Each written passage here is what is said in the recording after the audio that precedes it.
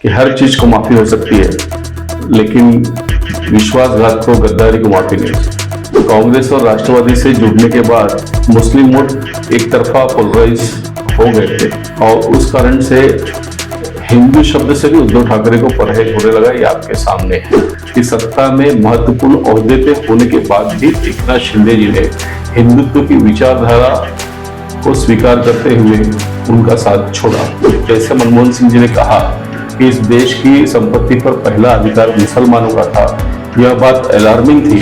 हमारी सरकार या हमारी पार्टी का धोरण पहले से हिंदुत्व था, हिंदुत्व है, हिंदुत्व रहेगा।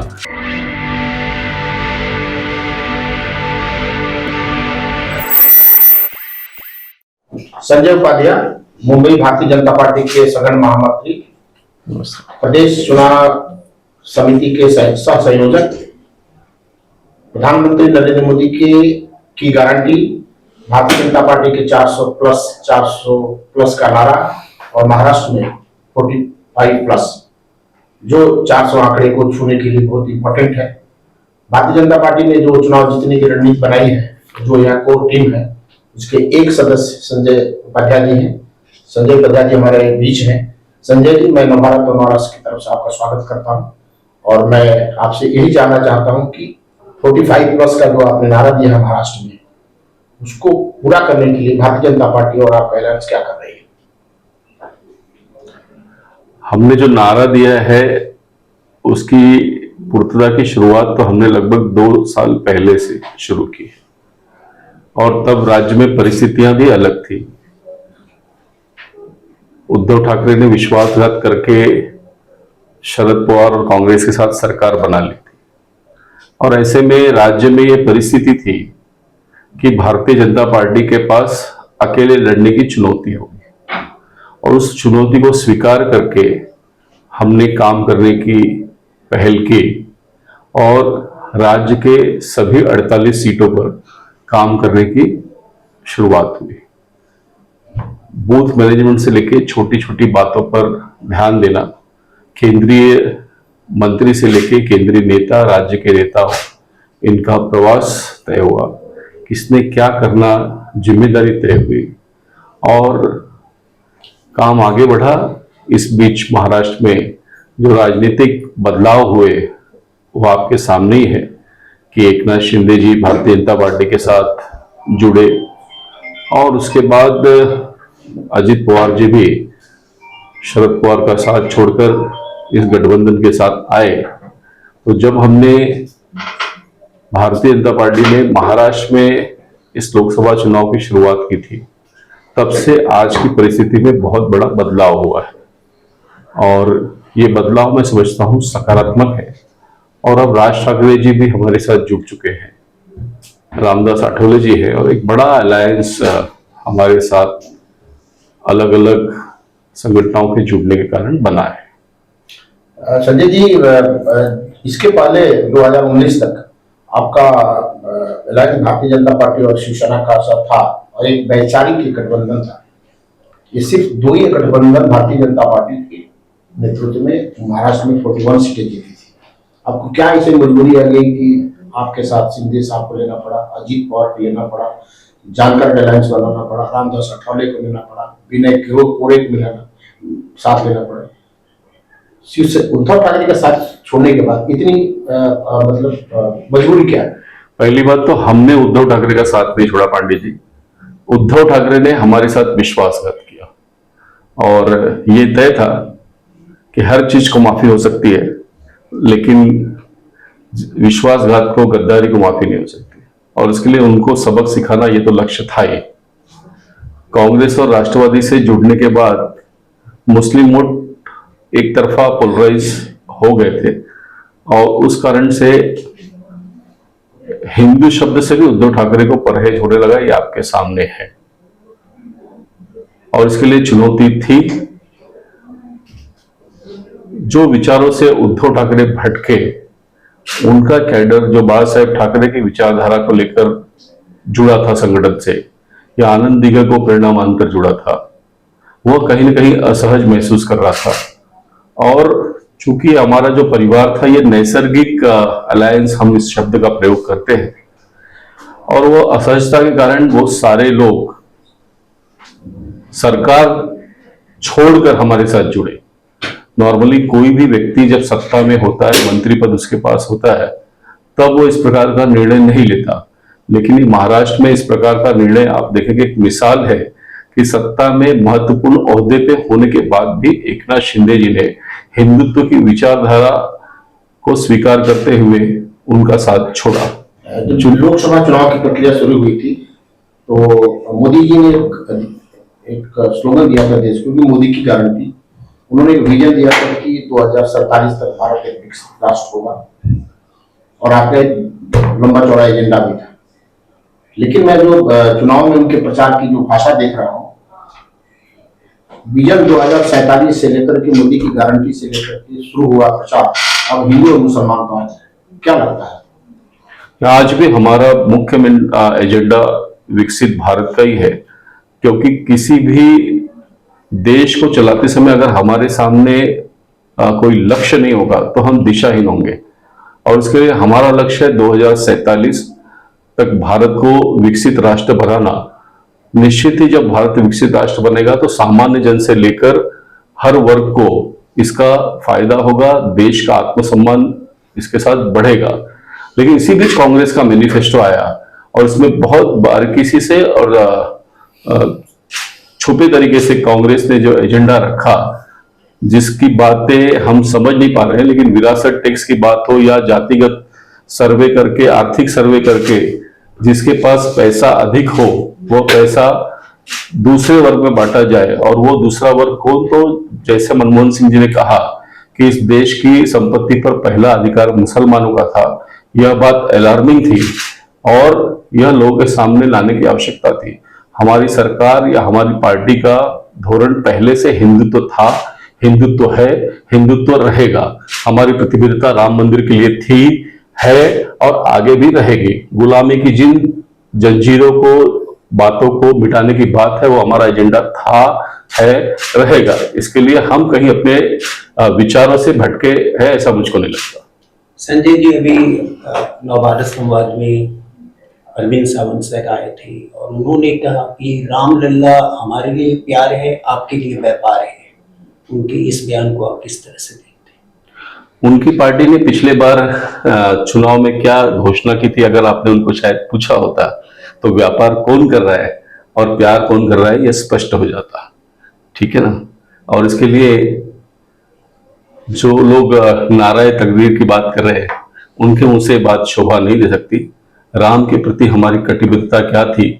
तो देश में एक व्यक्ति को भी नुकसान हुए बगैर, किसी प्रकार का दंगा हुए बगैर, सुप्रीम कोर्ट के आदेश के हिसाब से जिस रिकॉर्ड समय में कोरोना के समय से जो शुरुआत हुई और भव्य राम मंदिर का उद्घाटन हुआ, देश के लोगों को विश्वास है, देश के लोगों को पता है किसने क्या किया।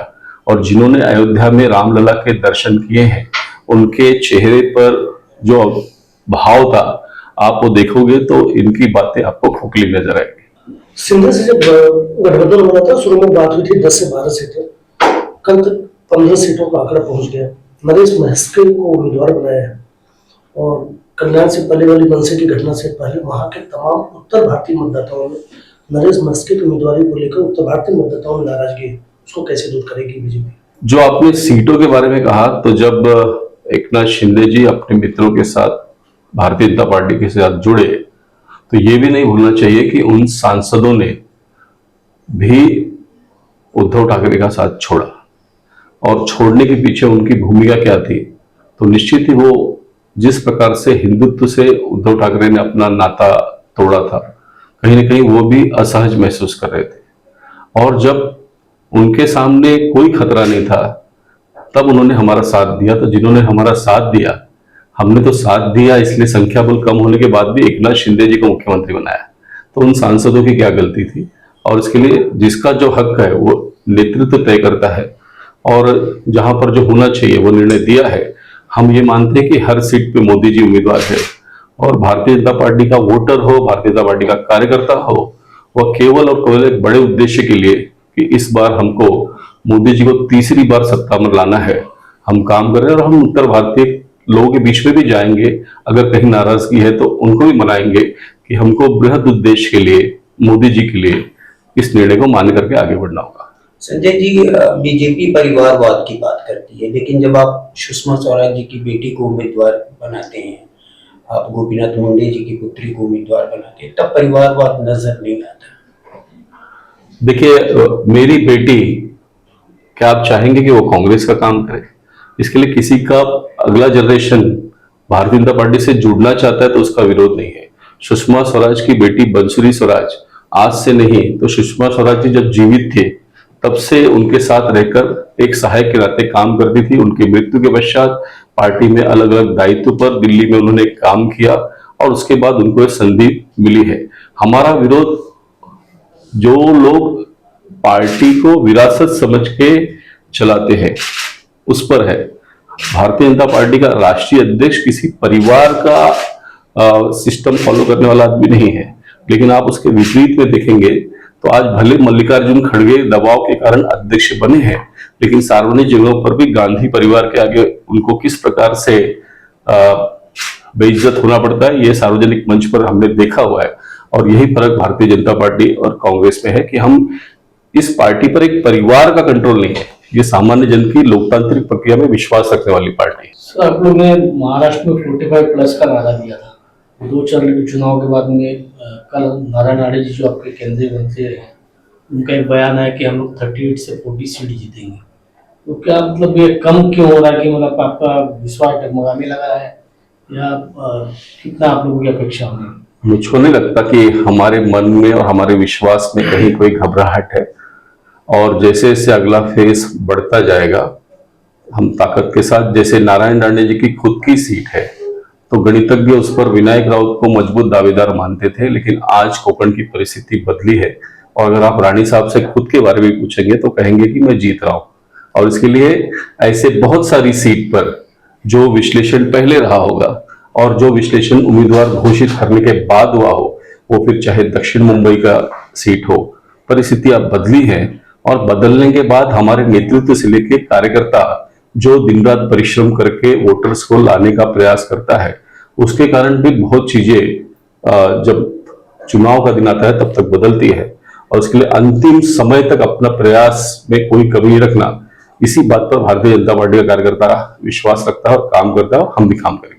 सर, शशि थरूर ने आरोप लगाया है कि बीजेपी ने 400 पार का नारा दिया है, वो एक जोक है। इस बार तो 300 पार करना भी उनके लिए मुश्किल है, और साथ ही साथ मोदी का चेहरा इस्तेमाल करके वो कैसे कितने बार ये चुनाव जीतेंगे, तो इस पर देखिए, मोदी का कनेक्ट तो देश के जन जन के साथ है और उसके लिए शशि थरूर को पूछिए कि उनकी परिस्थिति क्या है।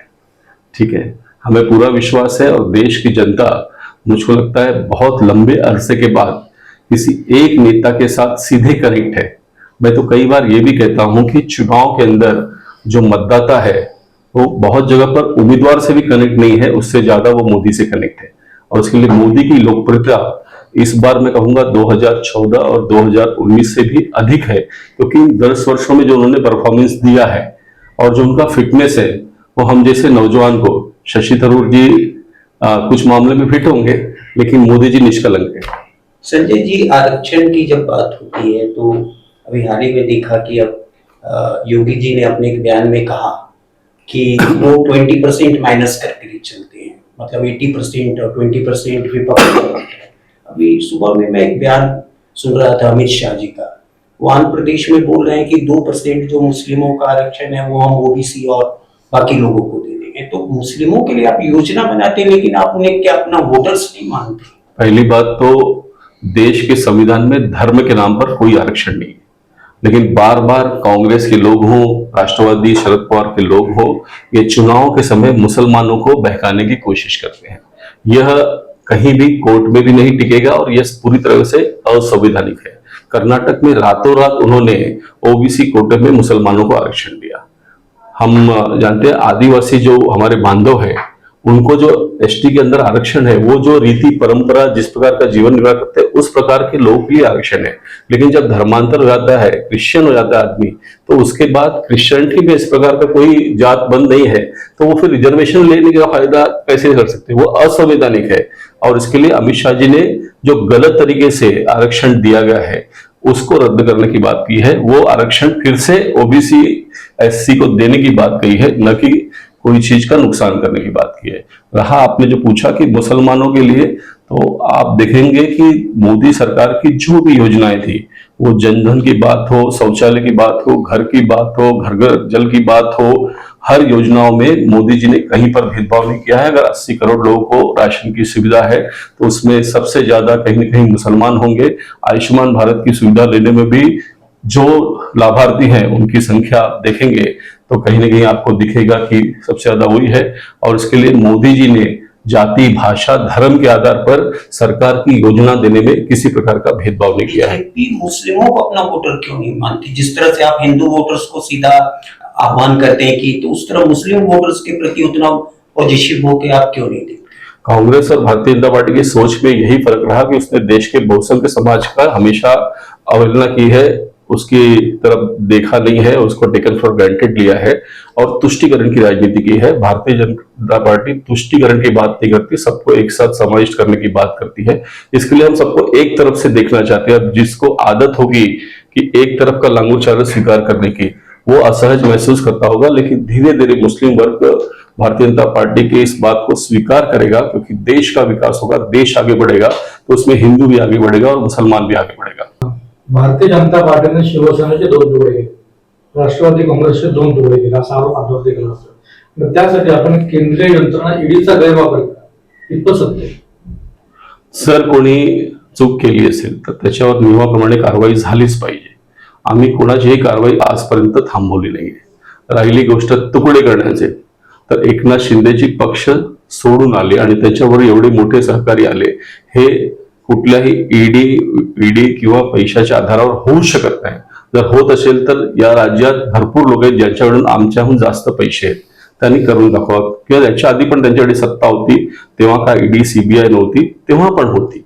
पण असं जे घडलंय त्याच्या मागे जे असंतोष एकनाथ शिंदेजी किंवा अजित पवार यांच्या मनात होता, त्याबद्दल अनेक गोष्टी त्यांनी आधी सांगितली आहे आणि यापुढे पण काल पण काही गोष्टी लोकांच्या माध्यमातून आली आहे आणि पुढे सुद्धा अनेक गोष्टी आपल्याला माहित पडेल, म्हणून आमचा या गोष्टीवरती विश्वास नाही। मुंबई भारतीय जनता पार्टी के जनरल सेक्रेटरी हैं, 3 बार के जनरल सेक्रेटरी हैं। राजस्थान में 3 बार जनरल सेक्रेटरी, वहां के मुख्यमंत्री बन गए। हमारी भी आपको शुभकामनाएं। लेकिन राज ठाकरे के साथ आप अलायंस, जिस पार्टी की नींव उत्तर भारतीय विरोध हुई हो, उस पार्टी से चुनाव में फायदा लेने के लिए आप अलायंस कितना सही है?